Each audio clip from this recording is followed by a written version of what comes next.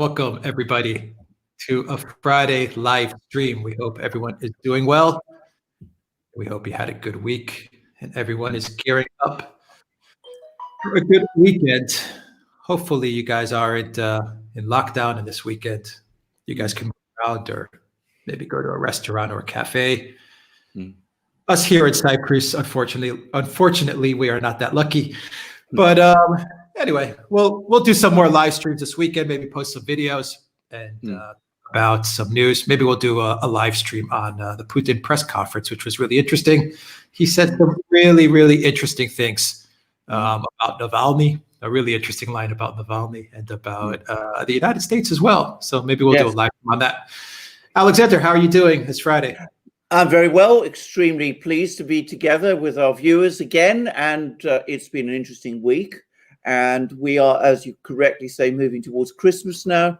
And we're already gearing up to start our Christmas meals and preparations. Tomorrow, my Christmas goose arrives. I prefer goose for Christmas than turkey. It's perhaps more British to have goose than turkey, but you know, and I have a Victorian recipe, which I always use, which cooks it with marmalade and all sorts of things like that. So it's going to be something I'm very much looking forward to. Which Christmas is coming soon. Very, very soon.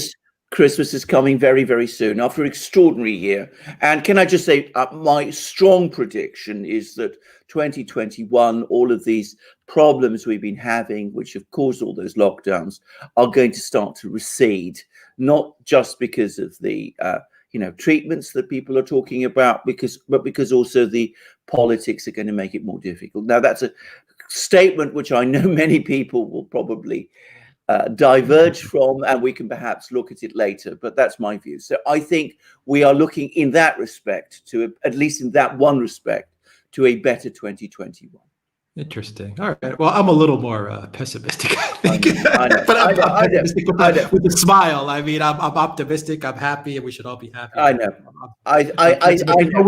We'll be okay. We will be okay. Yes, so good morning to everybody that's sending me a good morning if you are waking up, or good afternoon. Hello to everyone in Warsaw, in South Africa, in Australia.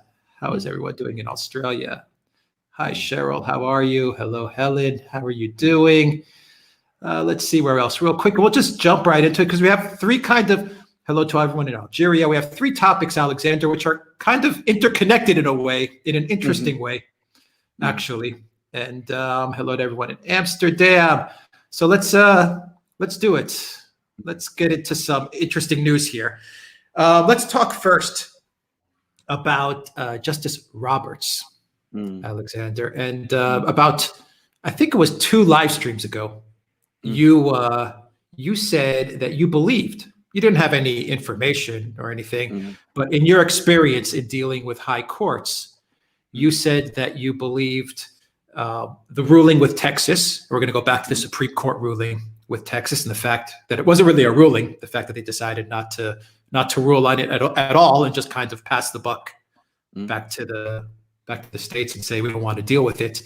You said that you believed that behind closed doors, there was probably some very heated exchanges and a lot of arguments whether to take the case or not. You just said you had that hunch in your experience with high courts. And now we're starting to get rumors. They're not confirmed, but we are starting to get rumors and various prominent lawyers like Lynn Wood, who tweeted yesterday that he believes there were arguments and that it was Chief Justice Roberts who was the driving force to make sure the Supreme Court did not take the case.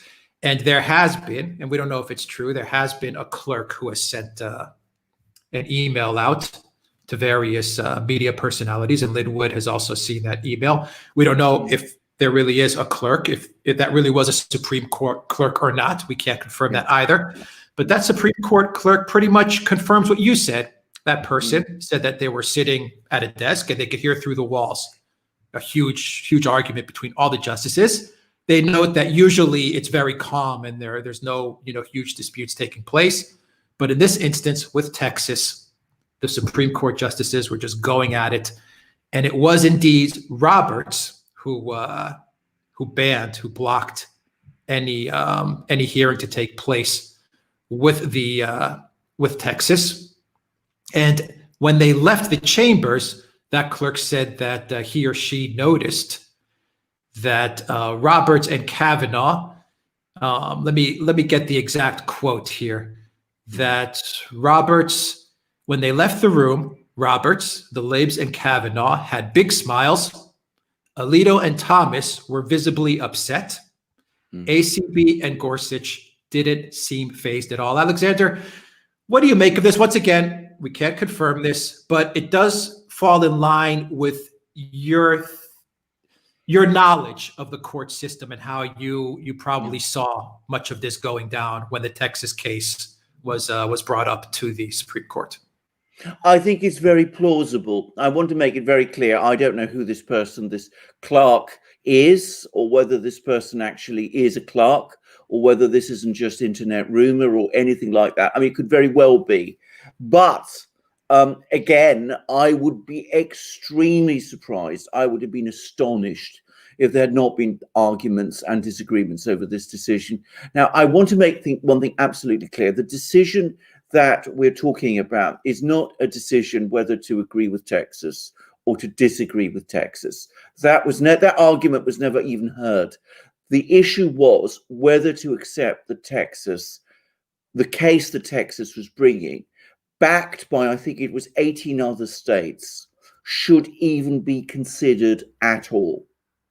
That I have to say, astonished me when they decided that they should not hear that case, because the original jurisdiction of the Supreme Court was to look at disputes between states.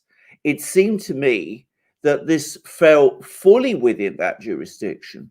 And without going into too much detail, I felt very clearly that, since what happened in states like Pennsylvania and Michigan clearly had an effect on what happened in places like Texas and in other states, the argument that this somehow was a purely internal question for some states, which didn't really impact on others, just didn't hold any kind of water at all. Now, I'm not saying if the Supreme Court had decided to hear the case, it would have been up to them to make a decision. They could have listened to the whole case. They could have said that Texas's views were misplaced. They could have even said that, Texas has brought this case, but this was an internal development within Pennsylvania.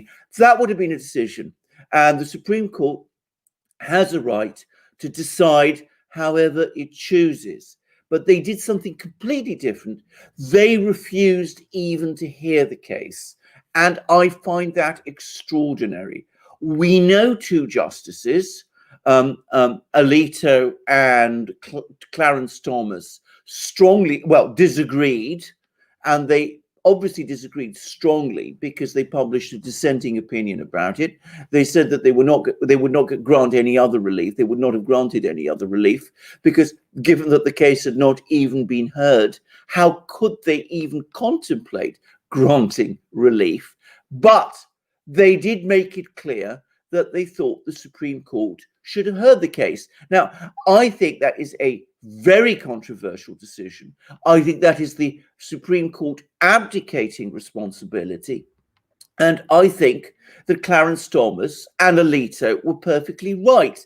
And I find it all but impossible to believe that this would not have resulted in bitter arguments and exchanges. I, as you correctly say, have experience of judges, not in the United States, obviously, but in Britain.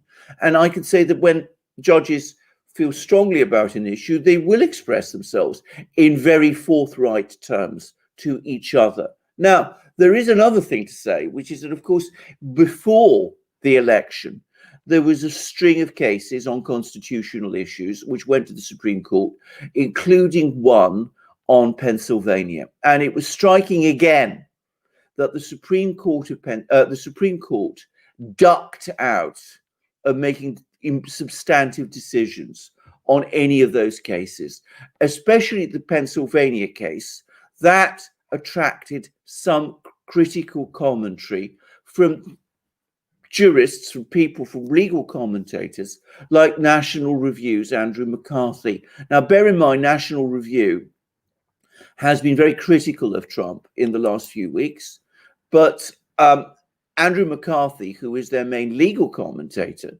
and who has gone along with much of that criticism, now thought before the election and still thinks now that that decision to duck out of making a decision by the Supreme Court on Pennsylvania was wrong. And apparently, in his latest articles, he still thinks it. So there is a pattern here, and Roberts is the key person because, of course, he's the Chief Justice. He basically leads the others. He's the person who makes many of the decisions, the administrative decisions about how the court should work, you know, the listings of cases and things of that kind. So he carries a great deal of sway. And clearly, and this is Andrew McCarthy now that I'm citing in his critical commentaries before the election, Roberts has been intimidated. That's McCarthy's view. And what McCarthy was focusing on was the fact that there was all that talk about enlarging the Supreme Court by the Democrats, bringing in more justices. And McCarthy's point was that even if there was no reality behind that threat, it was one which had clearly intimidated some of the justices, including Roberts. And rather than face up to their responsibility to make difficult decisions, which might be controversial, they were ducking those decisions because they were worried that unless they did so, the position of the Supreme Court might actually be challenged. Now, what we hear from these rumors, and I have to call them rumors, is that Roberts was even worried about the fact that there'd been rioting in parts of the United States, and that this was making him even more concerned about leading, as he said, apparently, the Supreme Court into controversy. What I think he needs to understand is that a Supreme Court that ducks decisions, that won't take responsibility, that won't state its views clearly, is also a court that is leading itself into controversy, that it may have pleased some people, it will have angered many others, and that a Supreme Court that refuses to take responsibility becomes a Supreme Court which many people start to think is not fit for purpose. So he has appeased, if this is what has happened, and it looks as if it is, he has appeased those who are hostile to the Supreme Court, but only to a very limited extent, because they will come back and they will demand more. If you appease your enemies, that is what they will do. But in the process, he has upset and demoralized that section of American society, which are the Supreme Court's traditional supporters.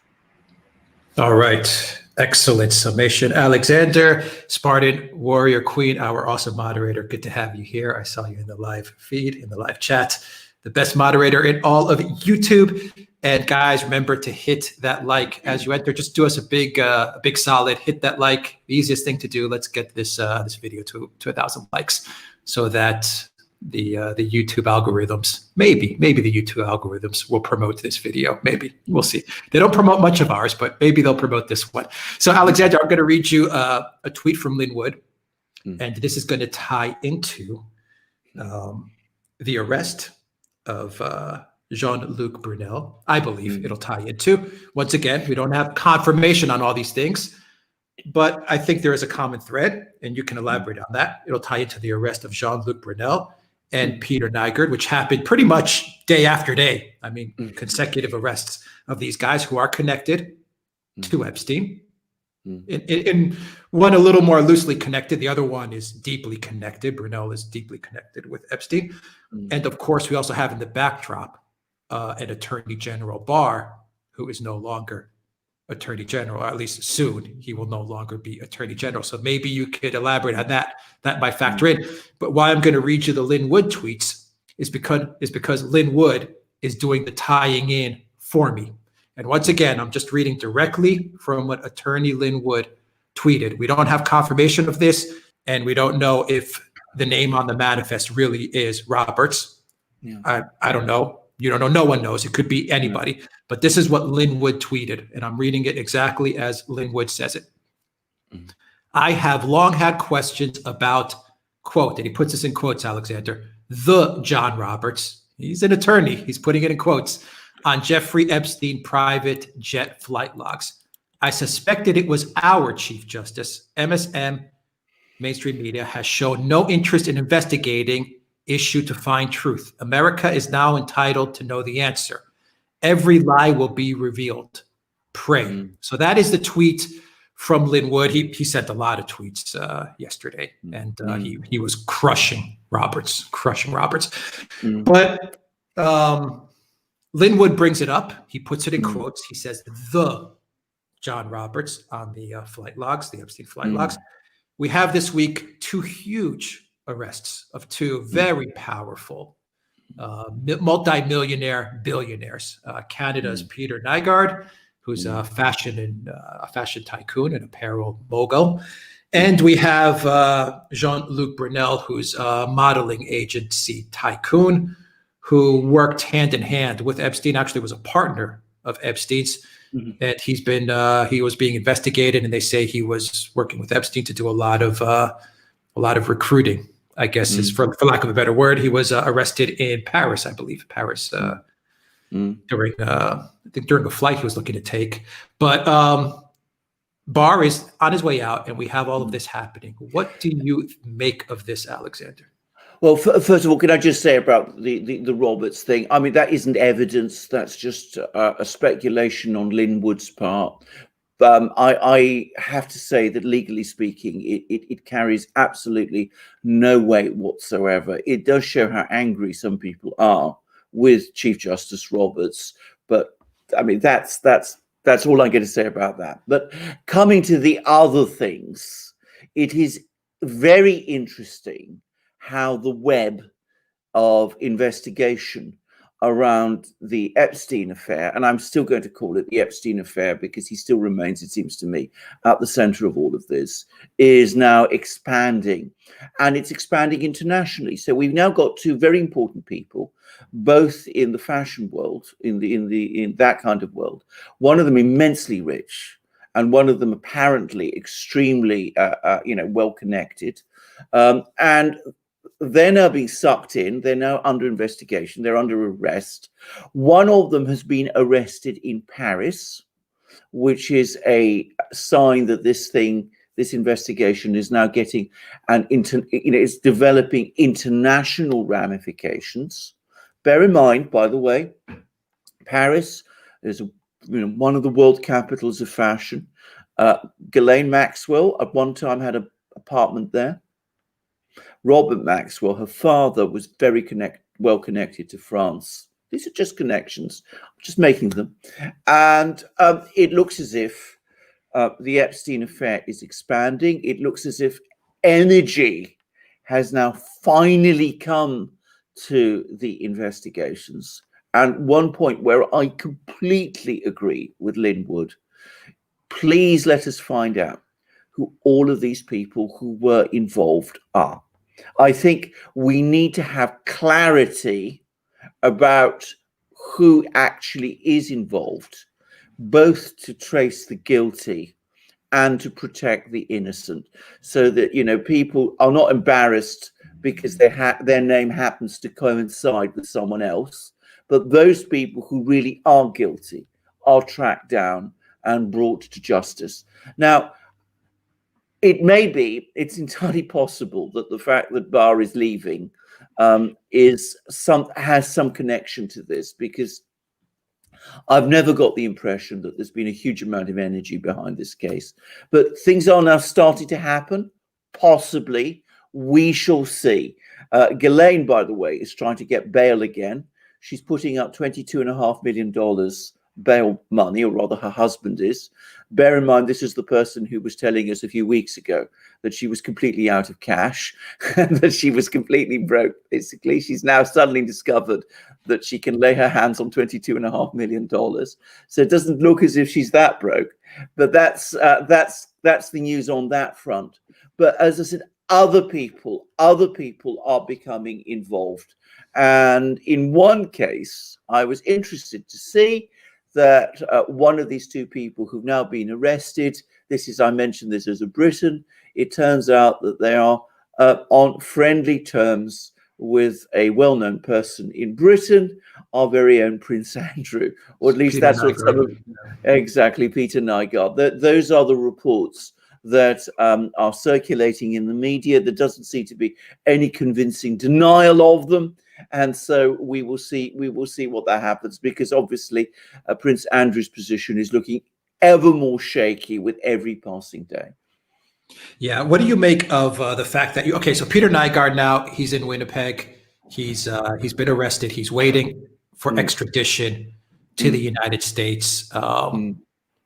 Interestingly enough, once again, the Southern District of New York, it was, if I'm not mistaken, the SDNY that was they were the ones involved in Epstein as well. So what do you make of that?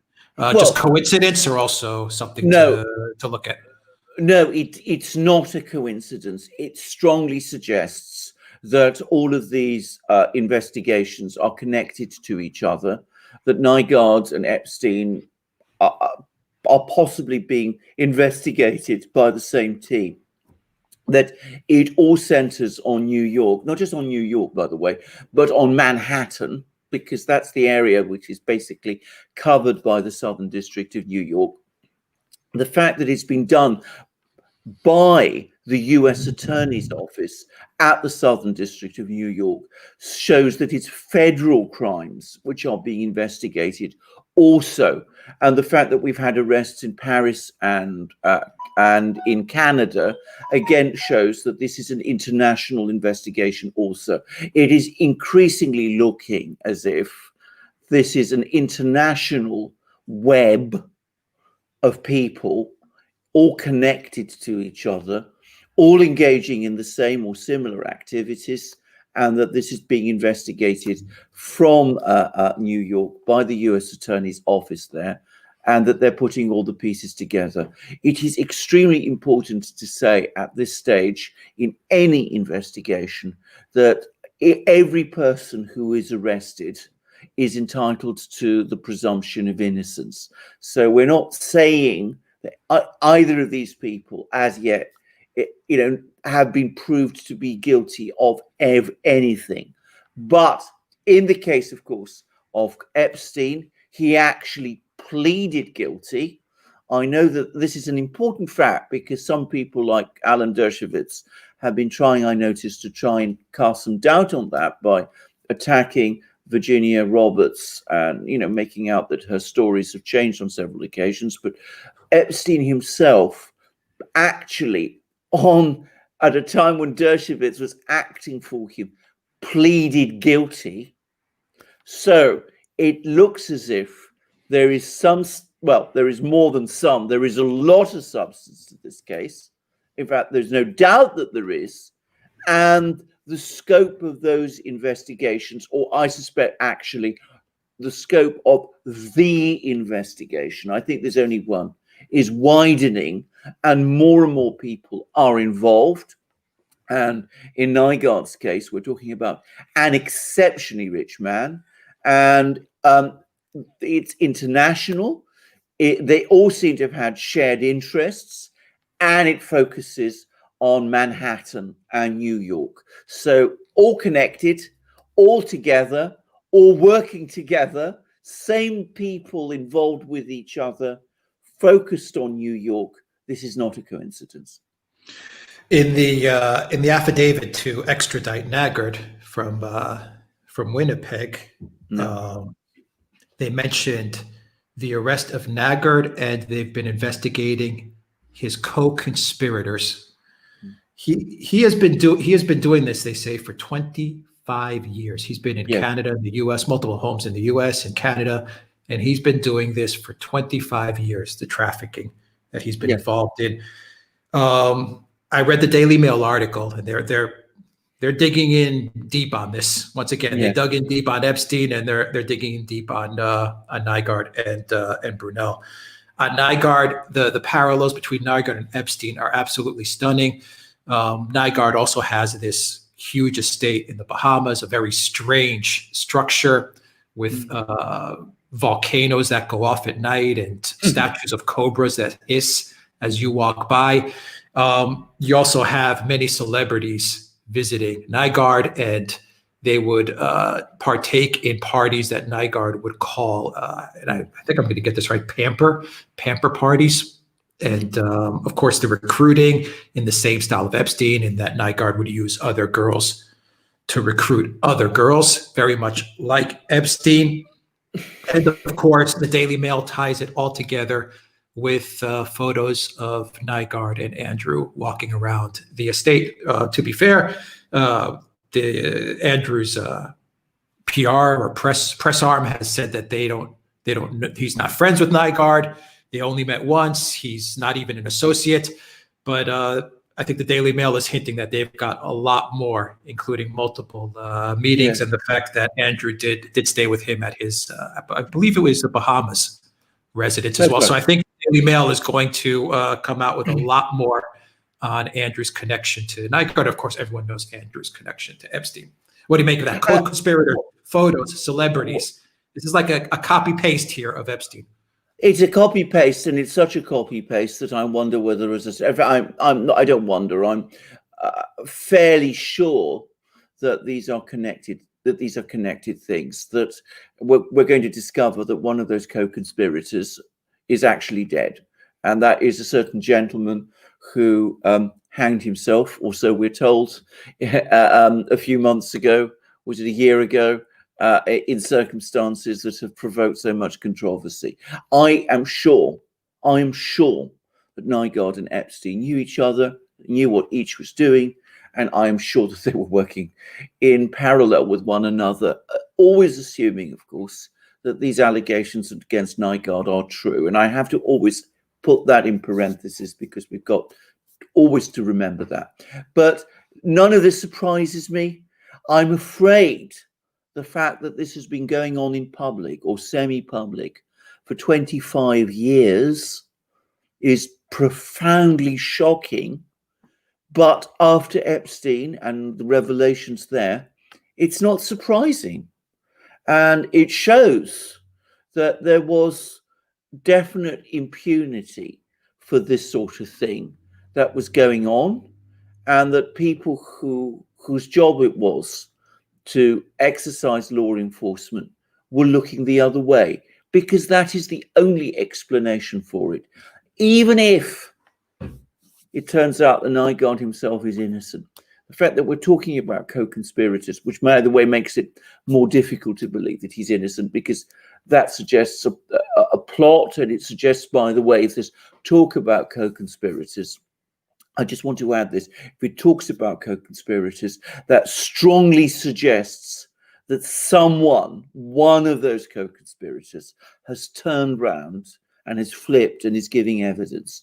So, you start getting the links to build up the web. That's what it suggests to me. But even regardless of, Nygaard's himself and his own case about him, the very fact that we're talking about co-conspirators suggests a very large crime. It points overwhelmingly to the fact that there are people who are guilty, that they've been allowed to do it for 25 years is shocking, but clearly it is not surprising, because that was the pattern of New York and United States law enforcement. They allowed these things to go on. They weren't concerned about them. They provided protection to these people who were doing these terrible things. And the big question is why? And that is, I think, the single most important question that has arisen out of the Epstein affair and out of this one too. So trace who was involved, punish the guilty, protect the innocent, support the victims, all that is very important. Also find out why. Why was this allowed to go on for as long as it was, with so many lives traumatized and ruined and destroyed? And who knows what other crimes were committed which we don't know about? Because, of course, when we learn about depraved people who are able to operate with impunity for so many years, they become very confident. They begin to sense that, you know, they're somehow above the law, and that can lead them to do even worse crimes of a sort we simply can't imagine. Yeah, and now Canada is also embroiled in this as well. 25 Absolutely. years. What were the Canadian authorities doing? Well, Alexander, real quick. And the British and the French. And the French, yes, and the British. This is an international case. So what was going on? What were the connections that made this all possible? Why were these obviously very rich people able to do these things? The most powerful and the most rich. The most powerful and the most rich. Why were they able to do these things? Real quick, Alexander, Paul in the live stream, I just caught this, and I think Paul's making an awesome point. Actually, so that's why I want to bring this to you. Paul says, if Brunel has been arrested, Jean-Luc Brunel, Maxwell is talking. Could this be the handiwork of Maxwell? Is the person that's flipping Ghislaine Maxwell? Yes, it's quite possible. It's entirely possible. I have said consistently that Maxwell's best interests are to start giving evidence, to start disclosing facts to the prosecutors. Now, it's important to say that she is currently facing charges, and when somebody's charged, they should not be communicating directly. They should not be questioned, for example, directly by investigators anymore. But of course, she has a very strong legal team, and I'm sure that the legal team is talking, even ever so discreetly, to the other side. And who knows, they may very well be passing information, and it could very, very well be Maxwell. Not saying it is, but you know, that's a very plausible and very astute and insightful guess. It wouldn't surprise me at all. Wow. Okay, so we talked about Barr and the fact that maybe it's coincidence, maybe it isn't, but the fact that Barr seems to be getting out of the way, resigned, most likely fired, but resigned. It seems that these cases are picking up steam, and we may be getting to some truth, and we've been wanting truth on the entire Epstein thing for a while. Not everyone that's watching this wants truth, and they want answers. You know, we've got momentum again. Things stopped for a while, we got momentum again. Once again, with Barr out of the way, it looks like we may be getting a lot more momentum on Hunter Biden as well. And we've been covering this story very, very deeply. We've been covering Hunter since the very, very beginning.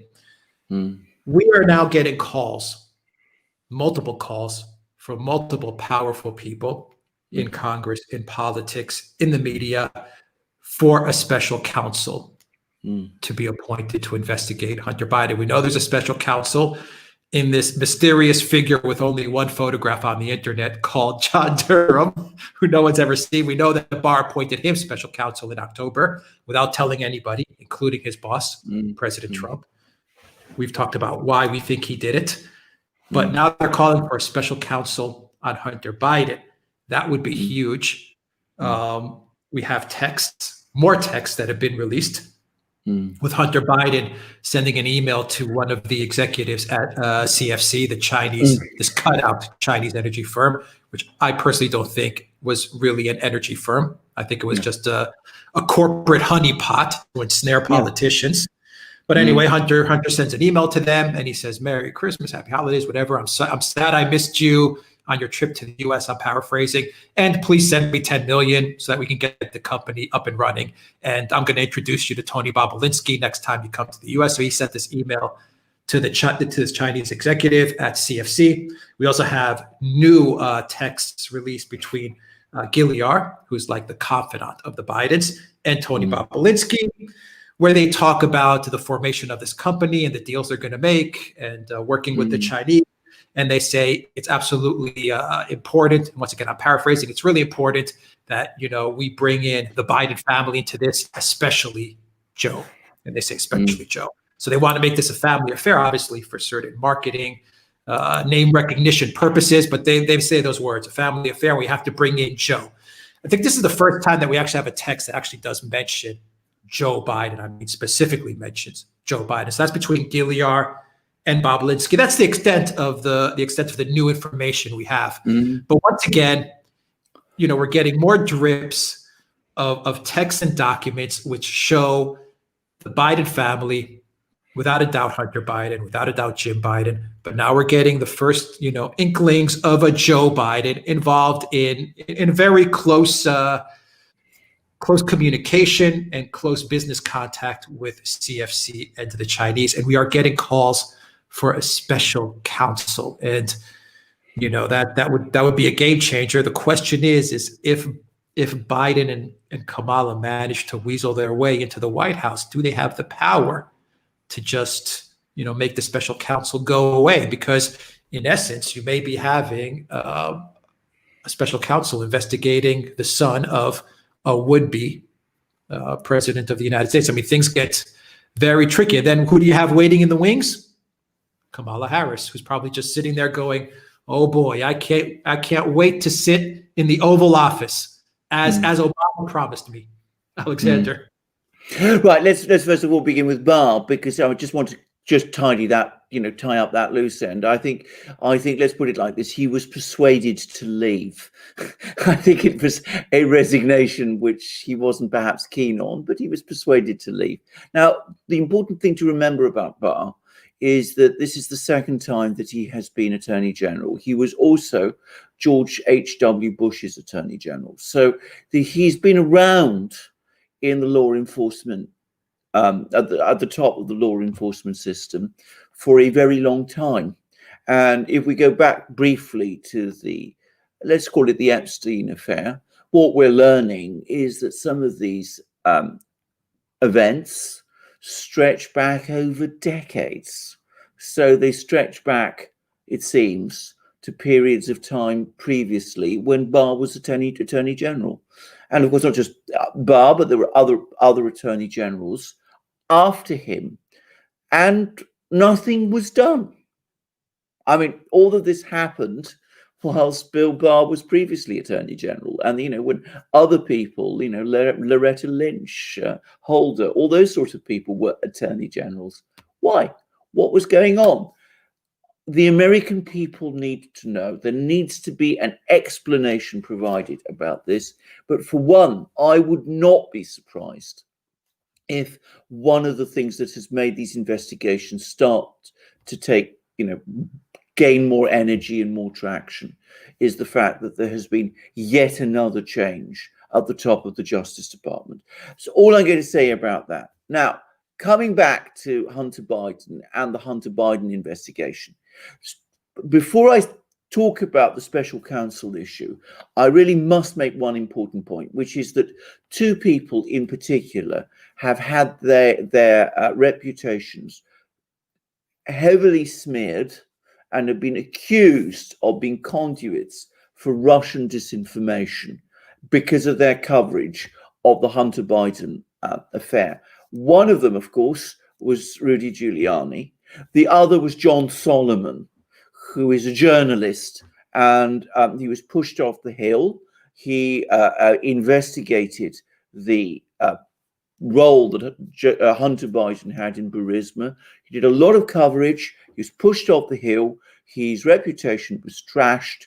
I think it's high time that people started to acknowledge that John Solomon, who is an outstanding journalist, actually did an outstanding job in his coverage of the Hunter Biden scandal. And so far, and they should not only take back all those criticisms they made of him, they should actually apologize to him. I'm not holding my breath, but I want to say that because it always upsets me when somebody is criticized in that way for doing an outstanding job. Now, special counsel for the Hunter Biden investigations, it cries out for it. There are clearly multiple conflicts of interest here. Hunter Biden is the son of the man who is now legally president-elect. I'm choosing my words carefully. He is the person who is, according to the rules that we have, the person who is most likely to be inaugurated on the 20th of January. He was vice president of the United States. He will be the chief executive, appointing the attorney general and the senior people of the Justice Department. Those people who will be running the Justice Department, assuming he becomes president on 20th of January, will be answerable to him, to Joe Biden, who will then be president of the United States.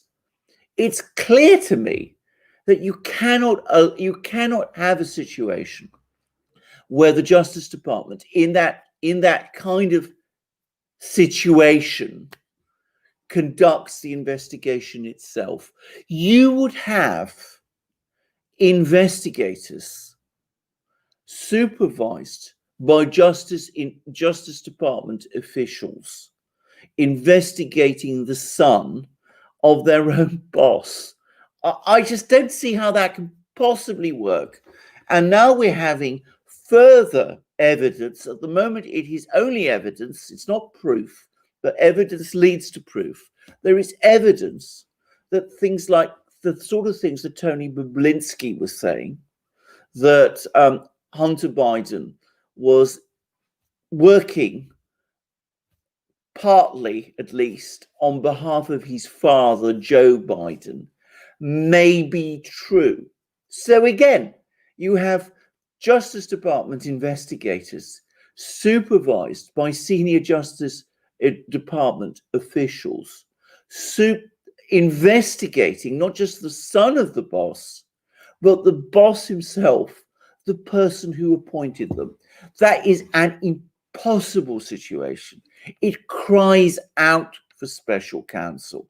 I am sure, personally, that there will be special counsel to investigate this affair. The only question is who? Who will that be? Now, if special counsel is appointed, can Joe Biden sack that person? I think we have clearly established over the course of the Mueller investigation that the president can sack, does have the power to sack special counsel. But remember, the Democrats alleged over the course of the Mueller investigation, and Mueller himself investigated this concern, this allegation, that the president sacking special counsel when special counsel is either investigating him or investigating people close to the president is obstruction of justice. Now, I didn't think that made any kind of sense in the Russiagate probe because, as we've discussed many times, in the Russiagate probe, there was no underlying crime. And in fact, there was very extensive cooperation between the president and his administration and the special counsel's office, something which even Mueller acknowledged. But if you follow that kind of logic, for the president of the United States to sack special counsel who is investigating his son and plausibly himself on substantial and serious allegations of financial irregularities, of accepting backhanders, of working with a company which is, to be very clear, a front for the Chinese government. If you sack that special counsel, then on the Democrats' own logic, that is obstruction of justice. Now, I don't think that in that case it would just be on the Democrats' logic, because there is an actual underlying crime which is being investigated. I think in that sort of case, the assertion of obstruction of justice would be true. And that would give rise to potential impeachment of the president. So that's what I think about this. I am sure we will see special counsel over the next few weeks. If it doesn't happen, then it will be even further proof that Donald Trump is not in control of his own Justice Department. I think it would be very unwise indeed for Joe Biden to sack that special counsel once that special counsel is appointed. In terms of special counsel with Russiagate, John Durham, the Invisible Man, the man of one photograph, the Wizard of Oz figure we've been hearing so much about, but who might not even really exist in any real form. Well, I think Joe Biden could probably sack him, and he might be able to get away with it because the media would back him. But I think if special counsel is appointed and looks into Huntergate, let's call it that, Huntergate, and more things start to appear, and we find that there were genuine issues to investigate, issues of tax evasion, money laundering, close dealings with the Chinese authorities. And as I said, this company is clearly a front for the Chinese government, possibly trafficking allegations too. They've been floated. Money was sent to people in Russia and Ukraine who, for reasons that we don't completely understand, we don't have full details of, but which the Senate committees have floated theories about, serious theories about. If all that happens and that special counsel is then dismissed, yes, Joe Biden as president would have the power to do it, but the Democrats themselves have said that in that kind of situation, it would be obstruction of justice, and it would justify the impeachment of the president of the United States. I'm wondering who this benefits. And I say it in this way. We know that there is still some time, and I'm reading some of the live stream as it's going down. Yes, we're going to get the final outcome of the elections according to the, if I'm not mistaken, according to the Constitution. Actually, the Constitution probably says on January 20th, but we're going to know from the Senate and from Congress on the 6th. Yes, and that's where we'll have 99.999% of this resolved. Yes. Barr was obviously a roadblock. Yes. He was a roadblock for Trump getting things done. He may have also been a roadblock for the Democrats. He was definitely not a roadblock for Mitch McConnell. He was probably, in all chances, working with Mitch McConnell to get the Republican establishment's agenda pushed forward. So I'm trying to think, is getting Barr out of the way and perhaps appointing a special counsel a Trump initiative so that Trump has another, let's say, another bullet in his gun to push for a different result come January 6th, maybe a result where, the House votes, which is something which I think is probably his last avenue, procedural avenue towards winning re-election. But could it be a play from the Democrats as well, in that we know that the Obama machine and the Democrats, they wanted Kamala from the very beginning, and Biden was just simply a vessel to get a terrible candidate into the Oval Office in Kamala Harris. Is this a play from the Democrats once again to sow doubt in Joe Biden and to perhaps push Biden out of the way and get Kamala in? I'm trying to see if, this, I can see how this definitely benefits Trump and what Trump is aiming for, and the Trump legal team and the Trump movement, how it benefits them in their reelection efforts. But this also definitely benefits the Democrat establishment as well, in that it helps them once again, get Biden out of there and get Kamala in. I mean, it's kind of working in both people's favor. Maybe I'm saying it wrong. Maybe I'm not making sense. What do you think? Well, first of all, before we discuss the politics of it, let me stress again, I think it is absolutely the right thing to do. I think appointing special counsel, even if there were no partisan advantages to Trump, to the Republicans, or to the Democrats, it should be done, because the nature of these allegations and the way in which there is a clear conflict of interest cries out for a special counsel investigation. That is the first thing. Now, let's talk about the Democrats, because to me, that is the really important thing here. I think that there are some people in the Democratic Party who are thinking in exactly the way that you said. Of course, the Democrats have known about Joe Biden and about the kind of things that members of his family have been up to. Bear in mind, many of these things happened in open view. Hunter Biden was traveling to China on Air Force Two. I mean, there was no real attempt to keep this secret by the Bidens. Everybody, I mean, Washington is the Beltway, the political world of Washington. It's a very small place. People know each other. Joe Biden was for many years a member of the Senate. Senators know each other. Their staff, their people mix and talk with each other. The same would be true of when he was vice president. His staff would have mixed with Obama's staff. There would have been gossip.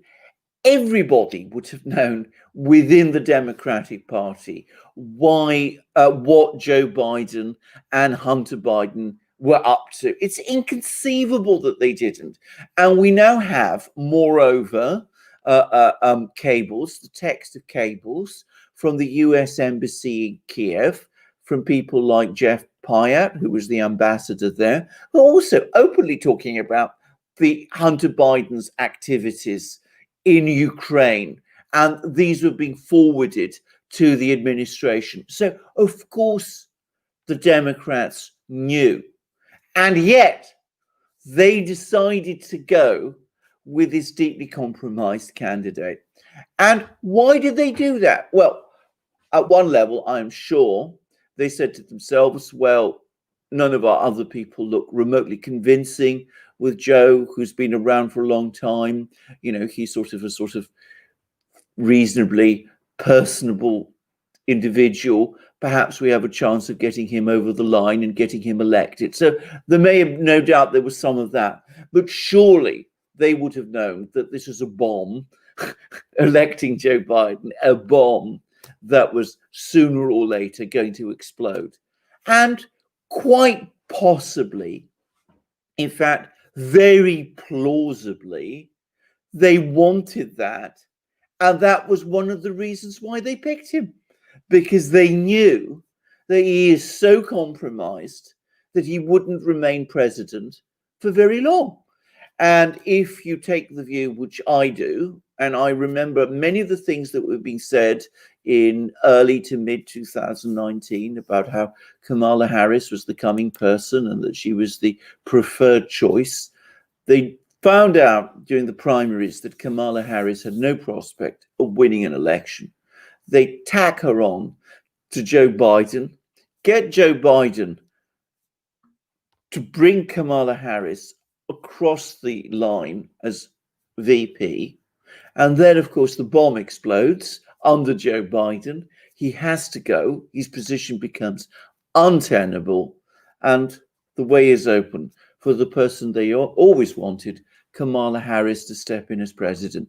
It wouldn't surprise me at all. There are certainly people in the Democratic Party who think in exactly that way. And this may be the Trump way to once again push towards a January 6th decision. Who knows? I mean, I'm always trying to figure out, and we'll leave the live stream here. I'm always trying to figure out exactly who's benefiting from all of this. I mean, maybe both sides are benefiting. Maybe one's a distraction, and it's look here, but actually it's the Democrats that are coordinating the ultimate demise of a Biden presidency. Even though we're led to believe this is about Trump and Barr and special counsel into Hunter, and a offensive move by the Republicans.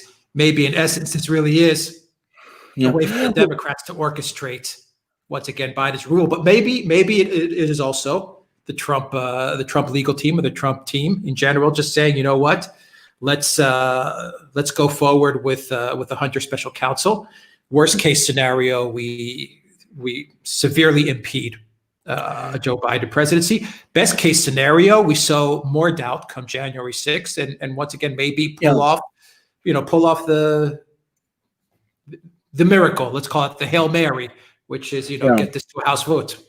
I have to say straight away that the problem about getting the House to change position is that it needs the support of at least one senator, and of course Mitch McConnell has acted to try to stop that happening. I just want to say that. But there was an extraordinarily interesting article in the Washington Examiner, which, remember, is a Republican establishment news site, which has been critical and hostile to Trump over the last few weeks. But it admitted for the first time that assuming Joe Biden does become president, Donald Trump looks like is well positioned to become something that has never existed in the United States before, which is the leader of the opposition. I mean, he would actually be the sort of anti-president. And if you think of him in that kind of way, then having special counsel investigations of Joe Biden, obviously there's Durham. We don't know what's coming of that, and maybe nothing will. But certainly of Hunter and Huntergate, politically, that would be a gift for him. He could play with that relentlessly for all it was worth. So yes, if you're looking at this in strictly partisan terms, and you should, because to be very clear, legal investigations at this level don't operate in a vacuum. Politics always goes on, and it's proper and correct that we look at at that aspect of these things. If you look at this in partisan terms, then this plays to Trump massively, and he will use it. But I repeat again that regardless of that, appointing special counsel is the obvious, correct, and right thing to do. I would go further. I would say it is the essential thing to do. If it doesn't happen, it will be very bad. Yeah, I tend to think that whatever the outcome come January 20th, they've made Trump more powerful than they realize. Well, I really believe that Trump is going to be. I mean, he's just become such a much more powerful force to deal with. Well, what was that wonderful line in the Star Wars? Star Wars, yeah, where Darth Vader is about to take out Obi-Wan. And Obi-Wan says, some of the live stream will put that exact quote. Absolutely. It's striking me down. You're going to make me a lot more powerful than you could imagine. So yeah. Something of that kind. So, I think that's true. I think that's absolutely right. I mean, the point to understand is that there is a Trump movement in the country which is independent of the Republican leadership. That's, by the way, something that the Republican leadership is very, very nervous and worried about, I should say. But it exists there. It is active right across the United States. It is present everywhere in the United States. The Republicans on the back of Trump's campaign actually started to make inroads in California, where, by the way, in my opinion, there is ample grounds for a Republican breakthrough if it's organized properly. Problem has been that the Republican Party has written off California. That's my own personal view. I know now lots of people will disagree, but that's another story. But there is a Trump movement, and there is the person of Donald Trump. He can certainly come out of this far more powerful as a political force than he has ever been before. Yeah. All right, great. We'll leave it there. I don't know if there's anything else you want to talk. I have something that I want to talk to you about very quickly. Let's do it. We don't have many super chats, a couple. Let's do a couple super chats, and I want to ask you real quick about Assange. So we have 4 super chats. Let's wrap those up, and then I want to ask you about Assange very, very quickly. From Triumph 951000. All right, I caught the live stream. You guys do fantastic work. We look forward to all your broadcasts. Thank you very much for that super chat. From Andrew Cole. Thank you for your hard work. Happy Christmas. Thank you, Andrew, for that. Happy Christmas to you as well. From Dan Noyes regarding Justice Roberts. Common knowledge in the adoption community that his children are Irish, illegally adopted through Guatemala. Okay, that's interesting. And another one from Dan Moyes, a $10 super chat. We are Trump. Trump is us, not a politician. We work, we sacrifice, we risk it all. The opposite of everything in DC. Next time, lock down the government and stop their paychecks. Leave us alone. I've never heard people in the United States talk about any other political leader in that way, and that is the difference. And that is the difference. That's something that is new in the modern politics of the United States. No doubt it's existed before. I'm sure if you went back far enough, you'd find people talk like that, maybe about FDR, maybe about Lincoln, maybe about Andrew Jackson, but a little Reagan, a little Reagan, but certainly not to this extent, and in this sort of way. And in politics, something like that is a force. It's a power. It's a force to be reckoned with. And when it's reproduced, there's 74 million people voted in that way. Well, that tells you something about the state of the United States. I always come back to what I always say: councils of despair are bad councils. There's everything to play for in this situation. Yeah, excellent. Excellent super chat, Dan. Thank you very much for that. That was very astute. And from Spring, SL Growth at $10 super chat. Thank you for your valuable insights as always. Thank you very much for that. And one more super chat from James Jackman. Trump didn't declassify 9/11 cover-up, or did he, Alex? No. I don't believe he did. No, I don't think he did. No, I don't think he Trump, did. I mean, look, Trump, if there's one thing that okay, 9/11 is one, but big tech was another big mistake. He didn't go after big tech when he should have, and it cost him. It cost him dearly. There's no doubt about that. So yeah, there's a lot to look back on and to self-correct. Thank you for that super chat as well. And from Charlie, a $20 super chat. Merry Christmas to both of you. Thanks for the great work as always. Keep it up. P.S. I got my copy of The Origins of the Polynesian War. Thank you for the recommendation. I will be asking for more in the future. Thank you very much, Charlie, for that super chat. Awesome. And Alexander, let's just wrap it up real quick with Julian Assange. What's your take on it? You know what? There was a tweet. It was a false tweet. It was wrong. A pastor, I forgot who tweeted it, who started it off, but Pastor something. If someone in the live stream knows, just to throw it in there. He said that he heard rumors that Assange was going to be pardoned, and everything blew up, and everyone was saying, oh, Trump is going to pardon Assange. He backtracked. He sent the tweet a couple hours later. He said, wrong. My sources were wrong. It's not going to happen. But you know what? It reignited the push to get Assange pardoned. So even though it was a false tweet, I think it did do us a great service in that it reignited the push to get Assange pardoned. Assange did send, I think he has actually asked for a pardon. His fiance was on Tucker Carlson tonight. Yeah, she's pushing for the pardon as well. We also have from Project Veritas a leaked audio call between Assange and the attorney at the State Department, where Assange shows the caliber of journalist that he really is, and that he had documents. He was preparing a document dump about information that he had in the State Department, but he wanted to make sure he had redacted various people's names so as to not put them in harm. Unfortunately, an ex-employee that WikiLeaks had fired had gotten hold of the documents, and they were going to dump those documents without redactions. So Assange took it upon himself to call the attorneys at the State Department. We have that audio phone call. Assange tells them, look, this is going to go down. We've redacted everything. We're going to help you track down this ex-employee so we make sure he doesn't publish this information. We don't want to put lives in danger. The State Department told him, thank you, Mr. Assange. You know, it's great. Please help us out. We need your help. I mean, I think it really shows the caliber of journalist Assange really was. What do you make of all this information, this new push to get Assange pardoned?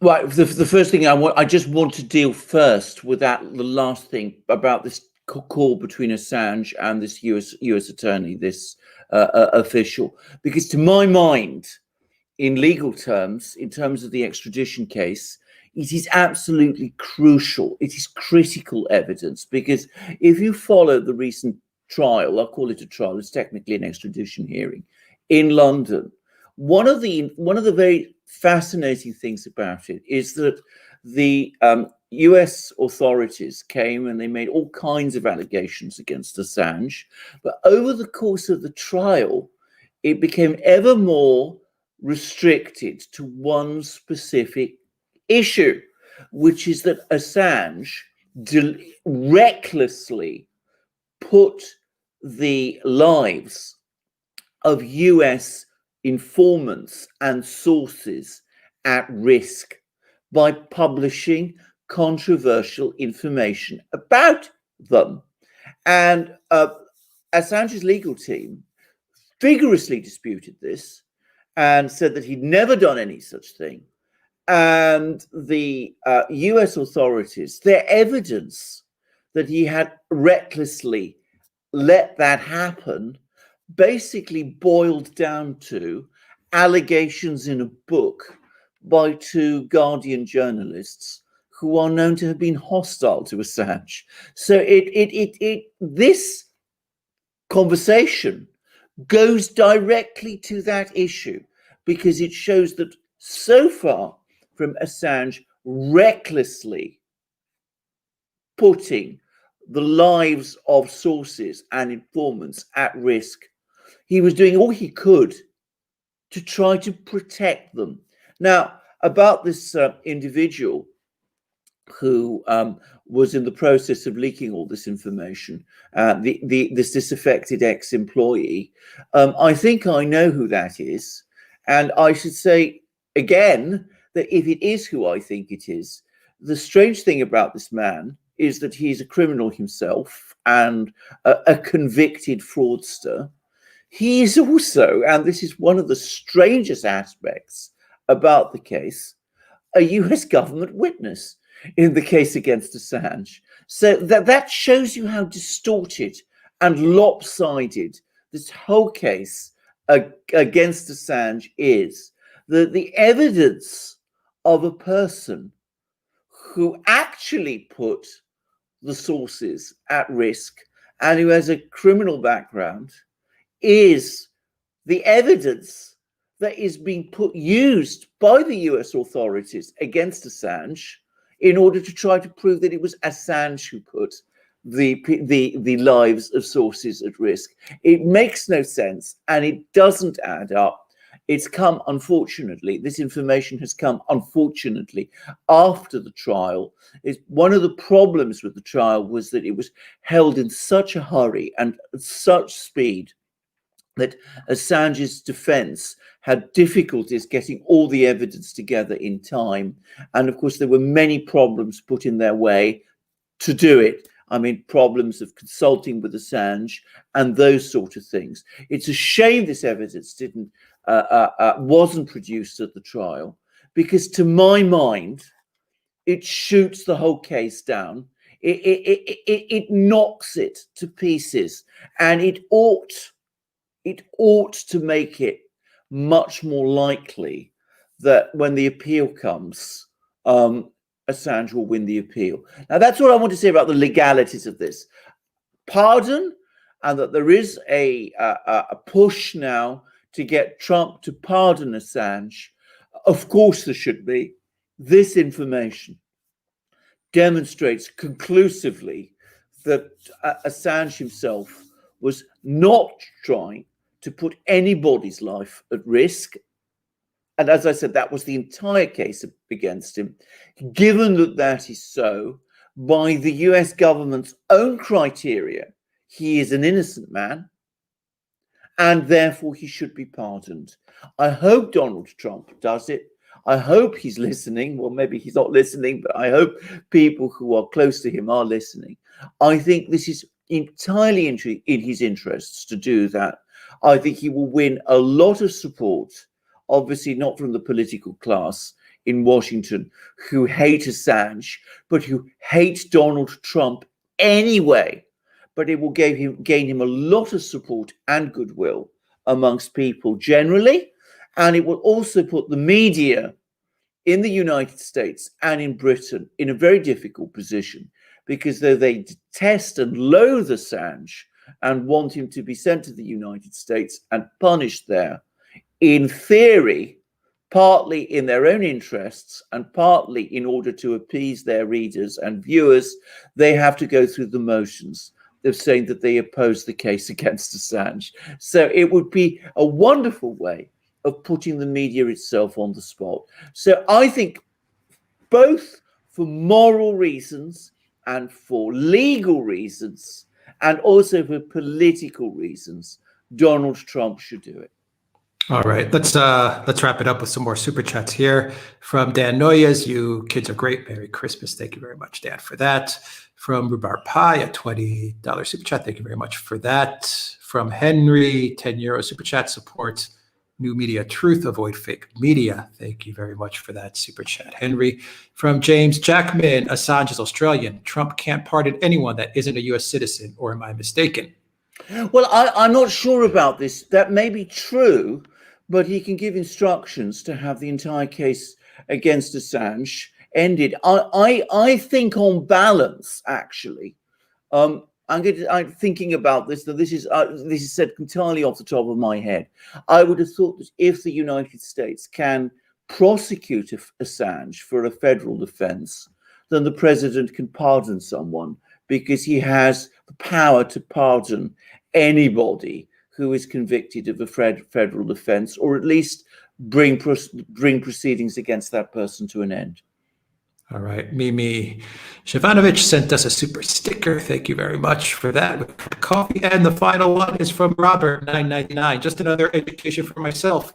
Friends dislike Farage because he quit the party after the Brexit vote. Can you explain why he didn't try to lead after the vote?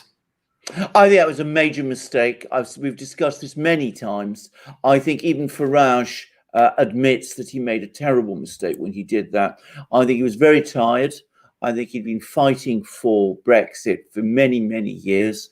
He'd built up his party, and it was a very, very difficult thing to do. He was facing constant criticism from all sides.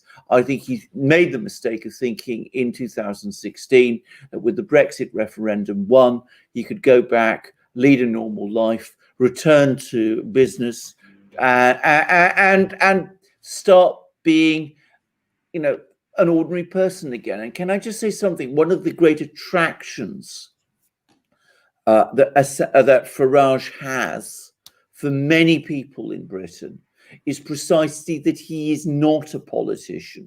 He is not someone who's interested in power for himself. He is someone who is committed to a cause. So yes, it was a big mistake to leave in 2016. But in fact, the fact that he made that mistake shows you why people like him. Most political leaders, when they're winning, stay on because they want to go on winning and they want to achieve power. Farage said, I've won, I've achieved what I set out to achieve, therefore I can go back to normal life. It was a huge mistake. I don't think he realized how entrenched the Remain establishment in Britain is. I don't think he remotely realized how contemptuous they are of the votes of British people. And I'm afraid by quitting the scene when he did, he allowed lots of things to happen, which perhaps if he'd still been there, he'd still been campaigning, they wouldn't have happened. When he came back in 2019, reformed a party, his Brexit party, started campaigning against Theresa May's decision to basically go for a Brexit that wasn't a Brexit.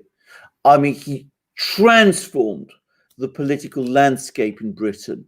Within a few weeks, his party swept the board at the European elections, and Theresa May within a few weeks was out. So that shows you the extraordinary political power that he has.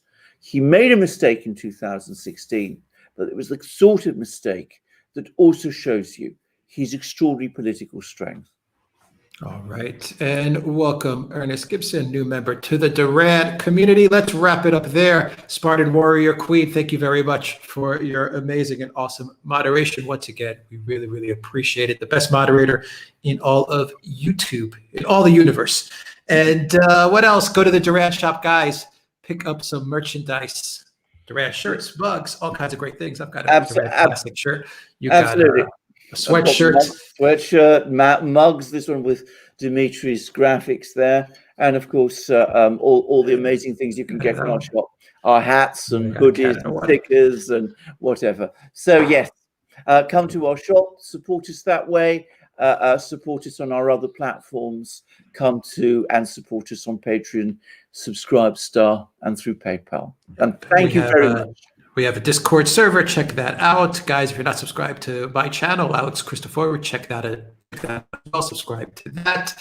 BitChute, Odyssey, and Rumble. We are on Rumble. You'll find all those links down below. Also, check your subscriptions with YouTube as well. Make sure you're still subscribed to us on YouTube so that maybe you have the chance of getting a notification if YouTube is very kind to us and decides to send notifications and do stuff. And that's it. We will leave it there. Have a great weekend, everybody. And maybe we will be jumping on for a live stream to talk about Putin's annual press conference. It was an interesting one. Boy, did he say a lot of interesting things. Yeah. Yes. And welcome, Henry, new member to the Duran community. Welcome, Henry. Good to have you here. All right, everybody. Take care. Have a great evening and have a restful weekend. Yeah. Oh, wait, we got one more. Do we have one more? From Art B. Pam, another super chat. Thank you for that. Take care, everybody.